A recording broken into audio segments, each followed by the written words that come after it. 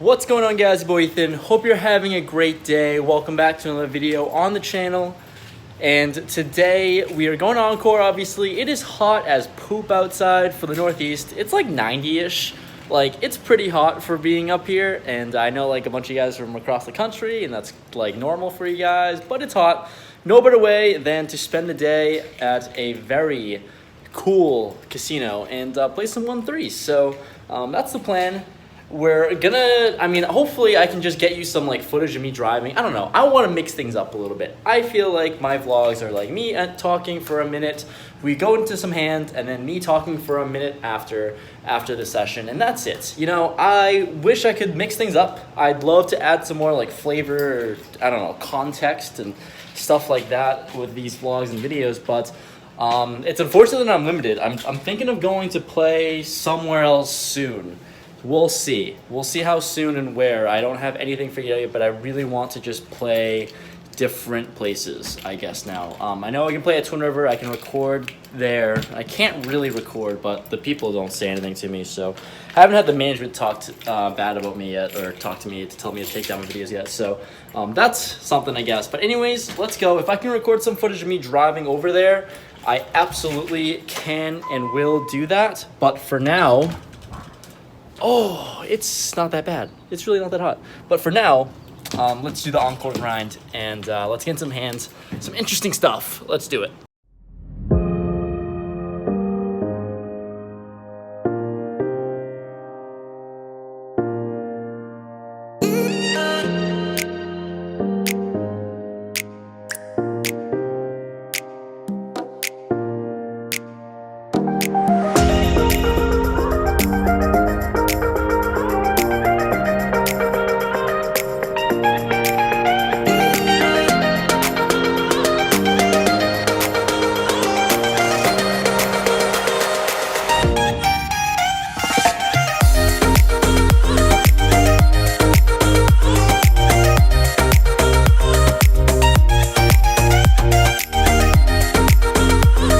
Very first hand that we sit down in, I have 10-9 offsuit in early position.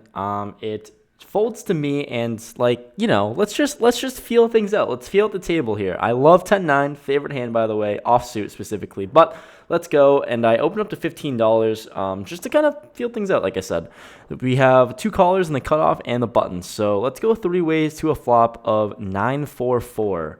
Pretty good flop for 10-9. Can't really ask for too much more, so I lead out for $20.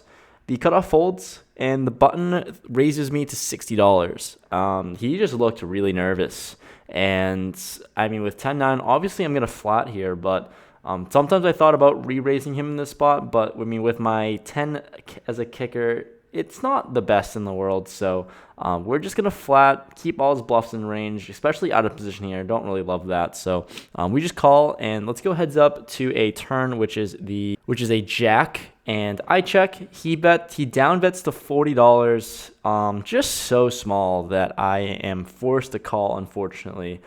So I just call here. River is a 10, so we improve our pair of 9s to 2 pair, but like any jack beats us, obviously, so it's a weird spot. I don't love it. So I check. He bet $60. It's so small, so stupid. I just snap call this, unfortunately. I think I'm beat a lot of the time. I just still snap call. Table feeler. We're here to donate for the first hand and see how things go. So I call. He shows queen jack of clubs, and he takes it down. Took me to Value Town, but it is what it is. First hand. Let's just play a little bit better moving forward. Following hand, we have ace king in the hijack. There's 3 limpers to me. I love raising it up big in this spot, so I raise it up to $25. The small blind and 2 limpers calls. So let's go 4 ways to a flop of king 8-9, 2 diamonds out there. In position here with top and a pretty draw heavy board. Really love this flop, especially when the early position player limper, he just leads out and bets $50. Folds to me, and looking at his stack, he has about like 275-ish behind. Trying to get stacks in, like I said, like the 300 max is really short and just forces people to just jam it all in, basically. So I decided to raise it up to 160, folds back to him, and he makes the call. So let's go heads up to a turn, which is the ace of hearts. He's really short. So ace of hearts, top 2 now. Really confident about our hand. Also brings in the backdoor heart draw. He leads out and jams the 110. It's an easy snap call for me. And yeah, let's go to a river and showdown. River is the 6 of spades. So we should be good here a lot of the time. He shows 8, 9 of hearts, and I scooped that one up. So unfortunate for him that I just kind of 5-outed him on the turn there, and he still had a shit ton of equity on me. Next hand, we are on the gun with ace queen offsuit. I open up to $15, and we get a bunch of callers again. Cutoff, button, small blinds. So let's go 4 ways to the flop of ace 8-6 rainbow. Really nice board. Loving that. So I c-bet $30, and the button player from last hand calls. So let's go heads up to a turn, which is the jack of diamonds. Once again, bring in the backdoor flush draw, but still really confident about my hand. I size it up to $85. He thinks for a decent amount of time, and he just calls, leaving him once again with 110-ish behind. So let's go heads up to a river, which is the 8. Honestly, like looking at it, it's a really great card, amazing card, and I should just jam here a lot or all the time. But for some reason, I just checked. I just didn't feel like I could get 3 streets of value, but I should have at least gone for it, knowing how willing people at Encore is to call. So I check. He shows ace 4 of spades, and we win. I am not happy about me not going for value and taking the $100 from him there in this hand. I still hate it. I just left $100 of value on the table. I know in the comments and be like, oh, you played this ace queen hand so bad, you 100% go for value. I'm telling you this, so you don't have to comment that. All right, thanks. Next spot we get involved in, I'm on the button with a pretty big stack in front of me, and we have queen 10 offsuit. So early position player who is also a pretty big stack. He's about like 900-ish in front, so I cover him by a little bit. He opens up to $11. The cutoff calls, and I decide to make the call myself. So let's go 3 ways to this flop of ace, king, jack, rainbow, thanks, awesome, flop the joint, and action checks to me weird enough. And I've just got a bet for value. I'm just targeting some weird 1-pair hands that would check to me for some reason. So I just really bet super small for $15, and early position player is the only caller. So really love this spot. I really want to get involved with him since he's the only other big stack at the table. Turn is not great. It's an ace. He checks to me again, and I decide to still have to fire here. If he has an ace, then it's a really easy call, and I get a ton of value. But I bet $80. He ends up min-raising me to 80. I don't really know what to think of it. Like, min-raises always just gets me thinking because I don't understand the point of it, right? Like min-raises, I guess it's for value, but also not enough value. Like, I don't get the point of min-raises, to be honest. But I just flat here, putting him on an ace. River really, really screws us in the ass. It's a 10, so like that's great. He bets really small. He bets $80. He leads out and bets 80, and like it's just like it's such a small bet. Like there is like 220 in the middle, but like I just like what am I beating here? Like I'm just calling for a chop, and he also has every single boat possibility opening up from early position here, opening up pre. So I decided to just lay it down. I don't feel great about it, but like I just also don't want to be dumping off $80 and hoping to chop in this board. So if he like had it, then he had it, then I don't know. So I just fold, and he shows queen 10 offsuit. So I guess we were gonna chop, and I guess it was a really shitty round for both of us, but he bet, and it was a good bet by him. The following hand, we have 8-5 of hearts in the small blind. We're at a brand new table now, and we have a good amount in front of us. We've chipped up to a decent amount. So early position player opens up to $10. The middle position player calls, acting onto me, 8-5. I hit a straight flush on this hand before and won a high hand, so let's just play it. I call, and the big blind calls as well. So let's go multi-way to this flop of, well, we're just going to keep flopping straights here, huh? It's 4, 6, 7 rainbow. Sure, we'll keep flopping the nuts. It's awesome. So I check. The big blind leads out and bets $15. The early position player calls, and I would love to start getting stacks in, but given out of position here, I want to get another street of him betting on the turn. So I just flat here, building the size of the pot, not really afraid of any cards. Turn is an 8, brings in a backdoor flush draw. Not a great card whatsoever for me. So I check $50. The early position player folds, and obviously I'm not going away, but I hate this spot like ridiculously. So that's always annoying. So I just have to flat here, unfortunately. And let's go to a safe river, hopefully. No, we don't get a safe river at all. It's a 10. Like, what the hell, dealer? Come on. It's always like when you flop the straight, it's just the worst run out you could ask for. So I check. He bets $50 again. Like, it's a crying call for me. I just can't really ever get away here. So I just call. He shows 8-7 for 2 pair, and we take it down. Like, we win, but that run out is just gross.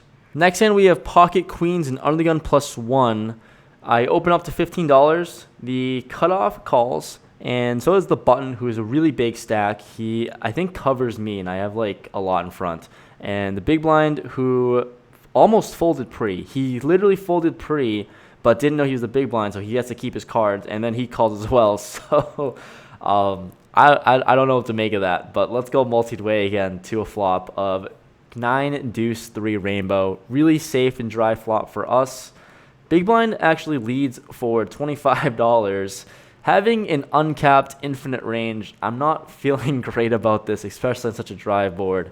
I decided to just flat, not raising up in the spot. Also, the big blind's pretty short, so I really didn't feel like ISOing him and just wanted to get value from other 9s. So I'm pretty confident with my queens here, but I mean, I really don't love going to turns and rivers 4 ways, but we're going to do it. So the turn is the 4 of clubs, bringing the backdoor flush draw, makes the board a little more connected.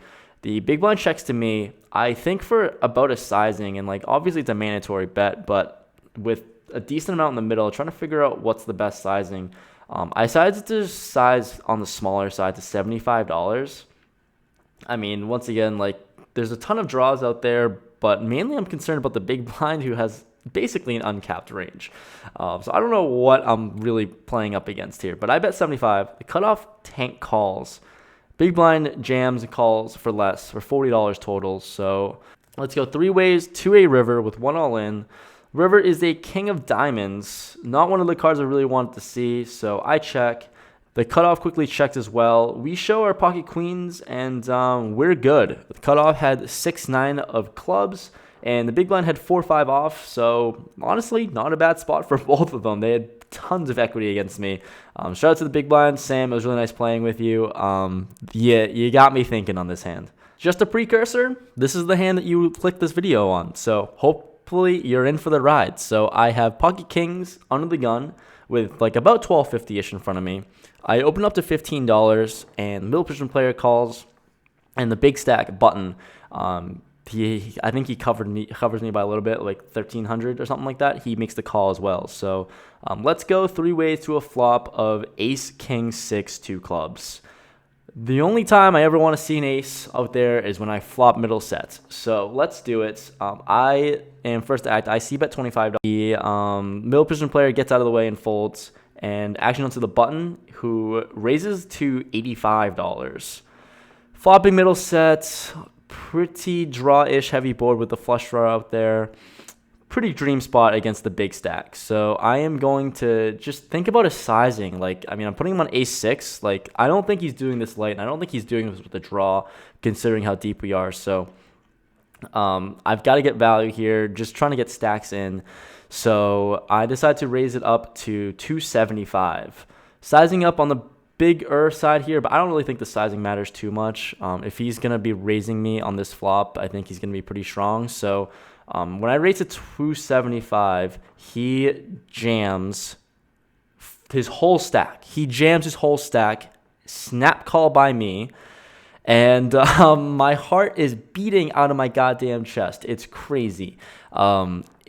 I'm freaking out because, I mean, I know I'm good here a lot of the time, but still there's like 2600 in the middles. So I snap call and I just can't say a word. Like, I just can't really utter words out of my mouth until the run out is clean, and then I can scoop up the pot. So let's go to a run out because all of our stacks are in. Huge pot for a 1-3 game, 300 max, buy-in too. So turn is the 4 of diamonds. River is the 9 of clubs. Club draw gets there. I'm not too worried about it. I just don't want to see.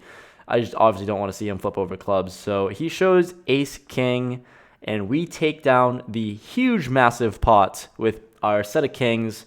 And pretty cooler spot there, honestly. I'm happy to be on the right side of it, and we take it down. And I just huge sigh of relief that I just won my biggest pot in 1-2, 1-3, and I think probably the biggest ever. Actually, this is definitely bigger than any pot I've played at 2-5. I think as well. Last one we'll go over. I have king, queen of diamonds, and under the gun +1. I open up to $15. Player to my left makes the call, and the cutoff calls as well. Got a gigantic stack in front of me, and obviously we just cover everyone.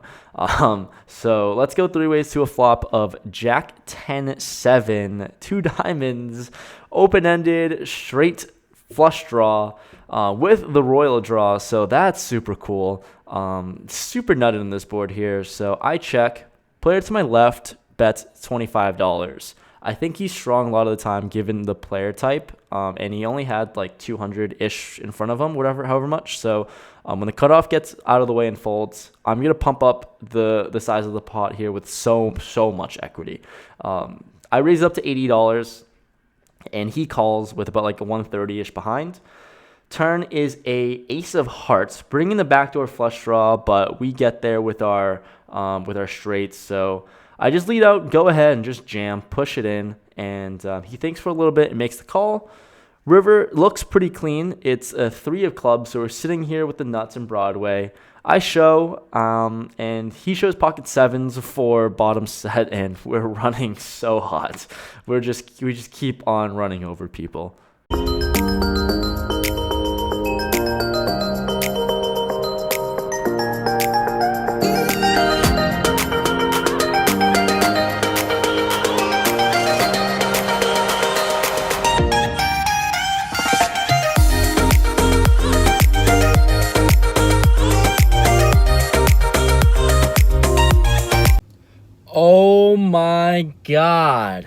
Oh my god, what a session.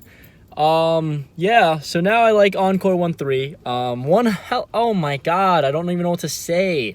Yeah, so you saw some of the footage. Hopefully I can keep it. That's fingers crossed I can keep the footage on this video here. But so I was in the game for 700, out of the game for 2200 or 2900. Profit of 2200 at 1-3, 300 max. This is holy shit. I don't even know what to say. That's crazy. The run good is real. Thank God. Geez, I'm living with positive and negative variance like every other session. It's absolutely insane. But this was a session to remember. I'm really happy about it, obviously. And that cooler hand was great. That was, I mean, I switched tables because I saw a bunch of big stacks, and I was like, yeah, I've got a big stack myself. Let's play. So, yeah, Friday nights are unreal, awesome. Geez, it's absolutely insane. I don't even know what to say right now. I played for X amount of hours. I don't even know how many hours. It wasn't a lot. It was maybe like 6 hours, 7 hours, something like that. But end the video. Runner shirt. Shout out to Preflop Poker, Preflop Apparel for sure. If you want some cool designs, new designs, poker apparel, all that stuff, check the link in the description below. It's just, I don't know, I think it's cool. I really like the designs, I really like the stuff, so I'm sure if I like it, then you guys might find it cool too. But anyways, thank you for everyone who watched this video, this amazing session. One to remember, bananas. Let me know in the comments below what you thought about the hands. Like, yeah, when you run that good, you really can't play too bad. But anyways, leave a like if you enjoyed. Please leave a like. Just I don't even care if you hated the video. Leave a like, and I'll see you guys in the next one. Peace out, guys.